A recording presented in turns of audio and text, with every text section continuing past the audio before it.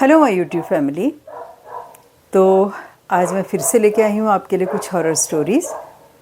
और इस समय रात के बजे हैं 9:45 और बाहर डॉग्स बहुत ज़्यादा शोर कर रहे हैं मेरी कॉलोनी के बाहर। तो मे बी शायद आपको थोड़ा डिस्टर्ब भी हो रहा होगा, लेकिन चलिए क्या कर सकते हैं। मुझे अभी टाइम मिला है और आज की कहानी भी मुझे ब्रजेश वर्मा जी ने भेजी है। मुझे 2 कहानियाँ भेजी थी उन्होंने, और एक कहानी मैंने पिछली बार शेयर की थी आपके साथ, रामलीला वाली। तो मैं उनका धन्यवाद करती हूँ और उसके साथ ही आप सब लोगों से रिक्वेस्ट करती हूँ कि प्लीज़ मुझे मेल करें। मेरे मेल आईडी डिस्क्रिप्शन बॉक्स में दी है और मैं उम्मीद करती हूँ कि मुझे कुछ और मेल्स भी आएंगे। तो चलिए बढ़ते हैं उस दूसरी घटना की तरफ जो उनके साथ घटित हुई। चलिए कहानी सुनाती हूँ अब आपको उनकी।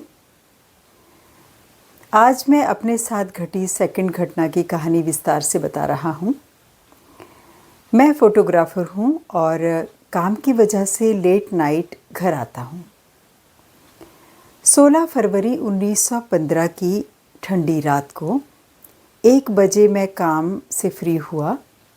मेहंदी की रात का शूट था, कहीं शादी का जो फंक्शन था उसे शूट करने गए थे। तो वो जो था 1 बजे रात को उसका सब काम ख़त्म हुआ और धौला कुआं न्यू दिल्ली मेरे घर से 50 मिनट की दूरी पर था। यानी कि जो शूट था इनका वो धौला कुआं की साइड था और वहाँ से इनको वापस आना था दिलशाद गार्डन, तो 50 मिनट लगते हैं। तो 1 बजे धौला कुआं से मैं निकला और घर से पहले शाहदरा फ्लाईओवर क्रॉस करने के बाद दूसरी रेड लाइट से लेफ़्ट कट लेना होता है। ये रास्ता थोड़ा लंबा पड़ता है, इसलिए मैं शॉर्टकट वाला रास्ता लेता हूँ। जो फ्लाईओवर उतरते ही है वो रास्ता रात को सुनसान हो जाता है, पर बहुत शॉर्ट है। घर के लिए 1:45 पर मैं इस रास्ते पर मुड़ गया। ये रास्ता सीधा टी पॉइंट पर ख़त्म होता है और टी पॉइंट पर IHBAS हॉस्पिटल है। साथ में ही GTB हॉस्पिटल की मोर्चरी है। आगे लिखते हैं कि अभी मैं टी पॉइंट पर पहुंचने ही वाला था कि मैंने देखा कि एक आदमी जिसने वाइट कपड़े पहने हुए हैं, पूरे सफ़ेद कपड़े पहने हैं, और वो रोड के बीच में अपने दोनों हाथ ऐसे खोलकर रास्ता रोकने की कोशिश कर रहा है, यानी कि लिफ्ट मांग रहा है वो आदमी। और उसने मुझे रुकने का इशारा किया। मैंने अपनी गाड़ी थोड़ी स्लो कर दी, मतलब उस आदमी ने जो वाइट कपड़े पहने हुए था उसने बीच सड़क में ऐसे रुकने का इशारा किया, तो इन्होंने गाड़ी स्लो कर दी अपनी। तो लेकिन जब मैं थोड़ा करीब पहुंचा तो मेरे रोंगटे खड़े हो गए। ये क्या देखते हैं कि उस आदमी ने कपड़ों की जगह पूरे बदन में उसके पट्टी बंधी है, यानी कि पैर से लेकर सर तक पूरे बदन में पट्टी ही लिपटी हुई है उसके पूरे बदन में। वो उनको करीब आकर के समझ आया। तो अब रात के 1:45 का टाइम, अब रात को कोई ऐसे पट्टी बांधे पूरे बदन में ऐसे खड़ा है, तो ये कह रहे ऐसा लग रहा था जैसे कोई मम्मी होती है, जैसे कोई मम्मी दर्शक समझते होंगे जो इजिप्ट में डेड बॉडीज़, राजे महाराजाओं की डेड बॉडीज़ को प्रिजर्व करने के लिए पिरामिड्स में रखा जाता था, तो उसको मम्मी कहते हैं। तो उस तरह का मतलब उसका लग रहा था कि पूरी बॉडी में कपड़ा बंधा हुआ है, बैंडेड, वो सफ़ेद सी पट्टी जो होती है, और कहीं कहीं पे ब्लड के स्टेन भी नज़र आ रहे थे। तो सारी बॉडी पर वाइट पट्टी लपेटे था, सर से लेकर पैरों तक पट्टी लिपटी थी, मम्मी के जैसे लग रहा था। खून के निशान भी दिख रहे थे। बहुत घबरा गया मैं ये सब देख करके, और मैंने गाड़ी नहीं रोकी और साइड से निकल गया। थोड़ा सा आगे पहुंचकर मैंने पीछे मुड़ के देखा तो वो नहीं था वहाँ पर। अभी मैं हॉस्पिटल के इमरजेंसी गेट तक पहुँचा था, तो जो हॉस्पिटल का इमरजेंसी गेट था वहाँ तक पहुँचे थे। तभी उनकी नज़र साइड की सर्विस लेन में खड़ी एक एम्बुलेंस पे पड़ी। तो उन्होंने क्या देखा कि उस एम्बुलेंस से की खिड़की से वही आदमी उनकी तरफ झांक रहा है, वही जिसकी पूरी बॉडी में पट्टी बंधी थी, जो लिफ्ट मांग रहा था, हेल्प मांग रहा था। तो कहते हैं कि विंडो से वही आदमी झांक रहा था। फिर मैंने गाड़ी बहुत तेज़ भगा दी और सीधे घर पहुंचा, और सारी रात वही आदमी की बात वही दिमाग में, वही सब कुछ घूमता रहा। तो ये घटना उनके साथ घटी 2015 में। तो उसके बाद ये 5 साल तक उस रोड से गए नहीं, क्योंकि ये लिखते हैं कि उसके बाद 2020 से अब तक मैं वही रास्ता चूज़ कर रहा हूँ, मतलब वही रास्ता ये अपना रहे हैं, क्योंकि वो शॉर्टकट है। लेकिन वो दहशत इतनी थी कि उतने साल तक इन्होंने 15 से लेके 20 तक वो रोड नहीं, वो शॉर्टकट नहीं लिया उन्होंने, और वो लॉन्ग रूट से ही जाते रहे। और इसका दिलो दिमाग में इतना ज़्यादा गहरा असर हुआ, ऐसा लगता है कि ये कल की ही घटना है। तो जब भी ये उस रास्ते से आज भी निकलते हैं तो उन्हें वो घटना याद आती है, और थोड़ा डर भी लगने लगता है कि कहीं वो फिर ना आ जाए। तो ये कहानी सुनने के बाद, पढ़ने के बाद मुझे जो समझ में आया, वो मुझे समझ में ये आया कि क्योंकि इन्होंने मोर्चरी में उस की गाड़ी में जो है उन्होंने देखा कि वो आदमी बैठा हुआ है, इसका मतलब थोड़े टाइम पहले ही उसकी डेथ हुई होगी, क्योंकि वो गाड़ी भी इनको नज़र आई हॉस्पिटल के गेट के बाहर। तो इसका मतलब ये हुआ कि उस आदमी को हॉस्पिटल में हेल्प मिल गई होगी, पूरी बॉडी में उसके पट्टी वट्टी बंध गई होगी, लेकिन वो घर जाना चाहते रहे होंगे, क्योंकि मन जो है घर की तरफ जा रहा था कि कब यहाँ से छुटकारा मिले और कब मैं घर जाऊँ। और उसी दौरान उनकी मृत्यु हो गई। तो ब्रेन जो है वो, क्योंकि घर के लिए रास्ता मांग रहा था, तो इसलिए वो घर का ही लिफ्ट मांग रहे हैं। और अब वो क्यों नहीं नज़र आ रहे हैं? क्योंकि वो इंस्टेंट डेथ वो उस समय का ही इन्होंने देखा होगा, वो थोड़ा टाइम पीरियड ही हुआ होगा जो उन्होंने उसको देखा। और उसके बाद क्योंकि संस्कार हो जाता है, क्रियाकर्म हो जाते हैं, तो सोल को समझ में आने लगता है कि अब मैं बॉडी में नहीं हूँ, अब मेरी मृत्यु हो चुकी है। ये समझने में भी टाइम लगता है सोल को। बहुत सारे केसेस हमने ऐसे देखे हैं जिसमें डेथ होती है तो इंस्टेंटली पता नहीं चलता। वो आदमी हैरान होकर कहता है, ये मुझसे बात क्यों नहीं कर रहे हैं, मैं तो इनको देख पा रहा हूँ, मैं छू पा रहा हूँ, ये मुझसे बात क्यों नहीं कर रहे हैं। धीरे धीरे फिर जैसे टाइम गुजरता जाता है वो मेमोरी आती जाती है, यानी कि ज्ञान आता जाता है।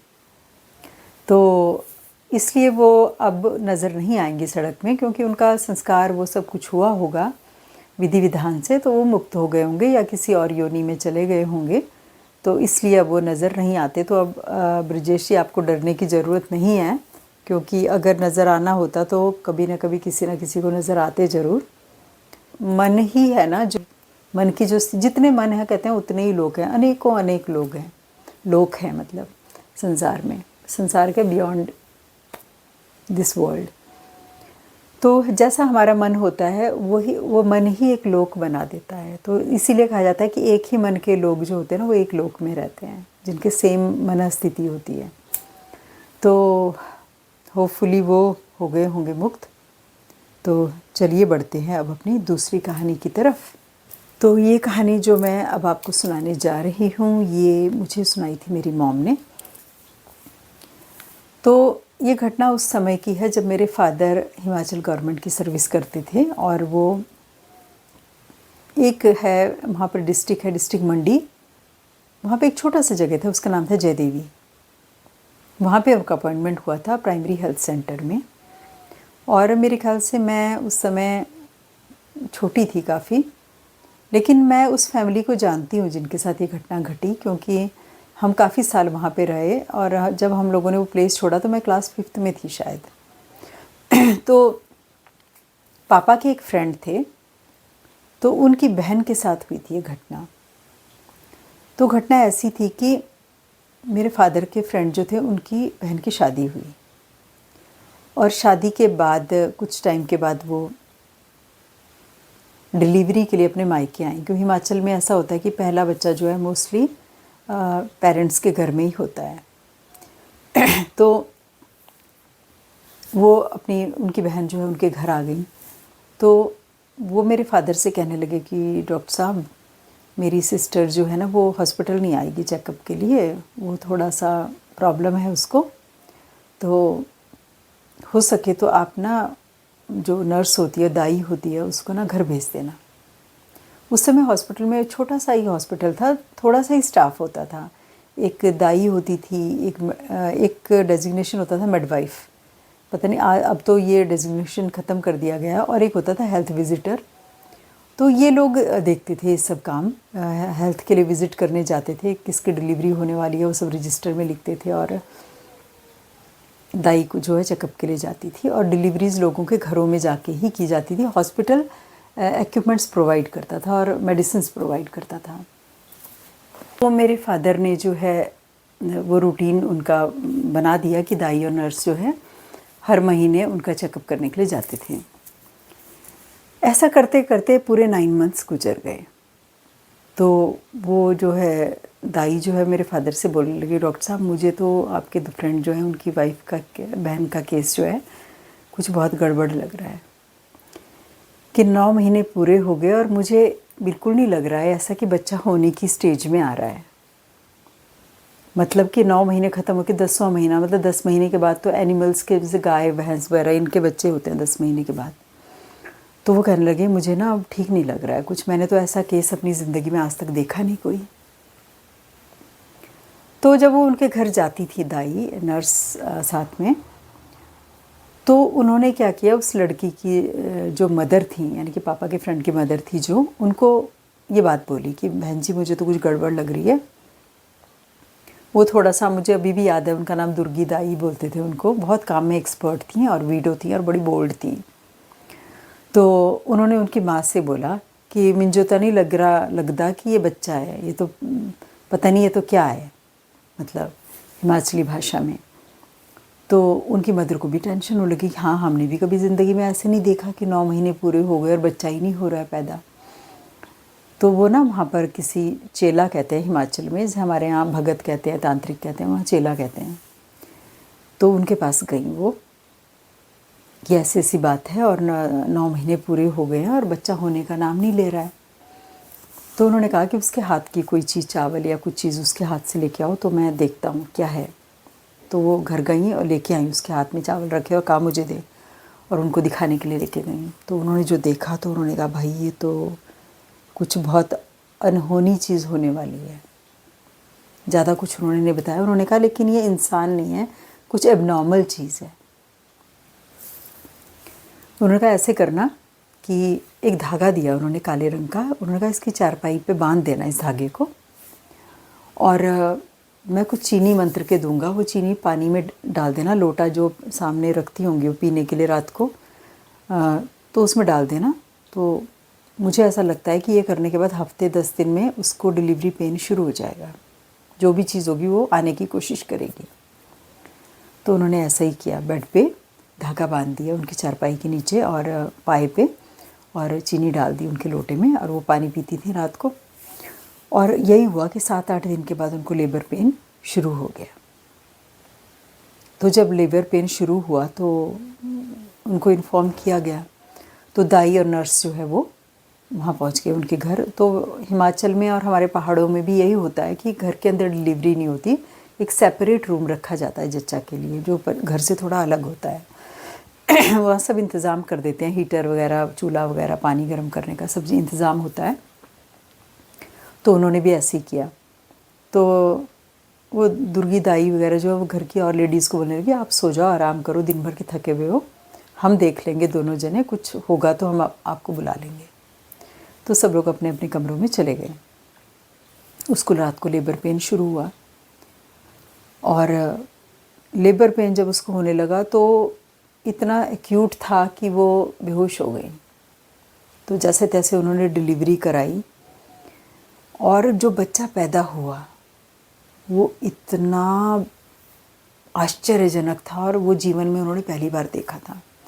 उस बच्चे ने तो पैदा होते ही दांत निकाल दिए अपने, ऐसे खीं ऐसे कर दिया उसने, और सींग भी थे उसके सर के ऊपर, और वो कह रहे कि फड़फड़ फड़फड़ करते हुए कोने की तरफ जा रहा वो, मतलब पंख से भी थे उसके, फड़फड़ फड़फड़ करते हुए कह रहे कोने कोने की तरफ उड़ रहा वो बच्चा। वो कह रहे दोनों जनी उतने घबरा गई। हमने कहा क्या करें, तो कहने लगी कोने में ना एक टोकरी पड़ी थी, वो जो होती है ना, क्या कहते हैं उसको, बांस की टोकरियाँ बनती हैं जो, कह रहे वो टोकरी पड़ी थी किनारे, और हम दोनों ने मिल के उसके ऊपर वो टोकरी ऐसे डाल दी उस बच्चे के ऊपर, और हम दोनों बैठ गए उस टोकरी पे, और तब मचाया उन्होंने हल्ला। तब घर के सारे लोग आए, तब उन्होंने उसको मारा।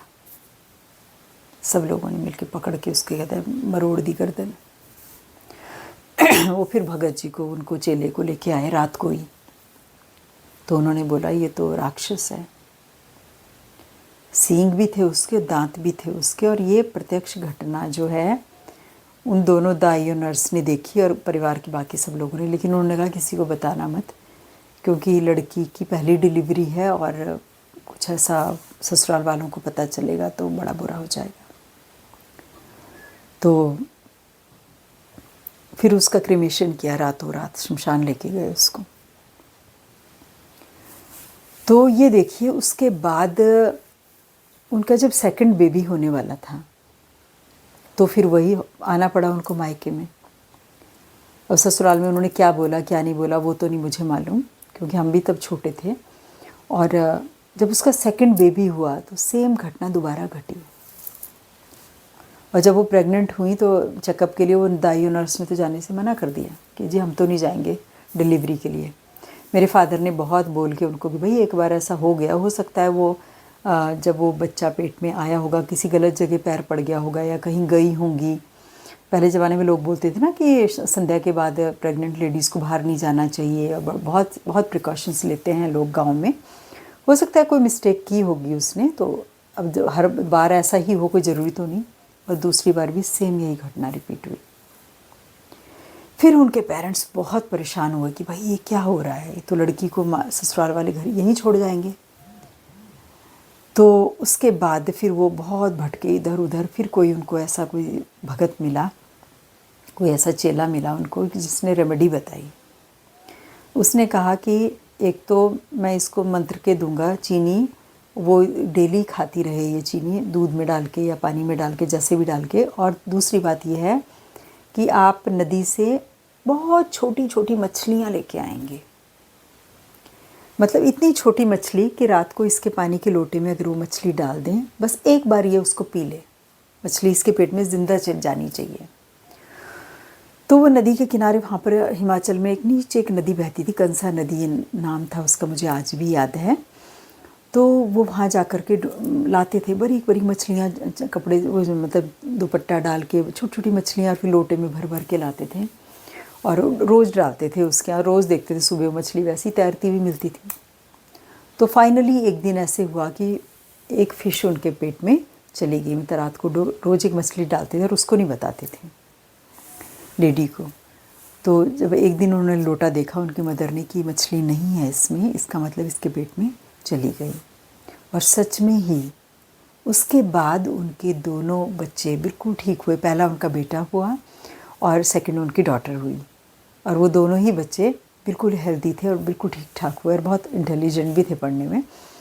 तो मुझे ये घटना याद आई और मुझे बहुत इंटरेस्टिंग लगी, और वो बहुत आश्चर्यजनक घटना है और शायद इस पर कोई यकीन भी ना करें, लेकिन ये बिल्कुल सच्ची घटना है। तो संसार जो है ना बहुत विचित्र है, यहाँ पर कुछ भी इम्पॉसिबल नहीं है, कुछ भी हो सकता है यहाँ पर। लेकिन वो उसके मतलब उसके कैसे आ गई वो जीवात्माएं, उतनी खतरनाक जीवात्माएं जो राक्षस था, कैसे उनके गर्भ में आ गया, ये समझ नहीं आया हमको। हो सकता है वो उस स्टेज में, जब इनिशियल स्टेज होती है, वो किसी ऐसी जगह जा रही हो जहाँ पर कोई प्रेत जो है वो शरीर ढूंढने की कोशिश कर रहा होगा, वो उनको कैप्चर कर लिया होगा। क्योंकि ऐसी औरतों की तलाश में रहते हैं ये जीवात्माएं भी कि हमें देह मिल जाए, शरीर मिल जाए। तो इस तरह की विचित्र घटनाएं संसार में होती रहती हैं। अब हम आप पर छोड़ते हैं कि आप इन घटनाओं को किस ढंग से लेते हैं। और मेरे चैनल को लाइक एंड सब्सक्राइब करना ना भूलें, और कमेंट्स का मुझे हमेशा ही इंतज़ार रहता है। और thank you so much for watching.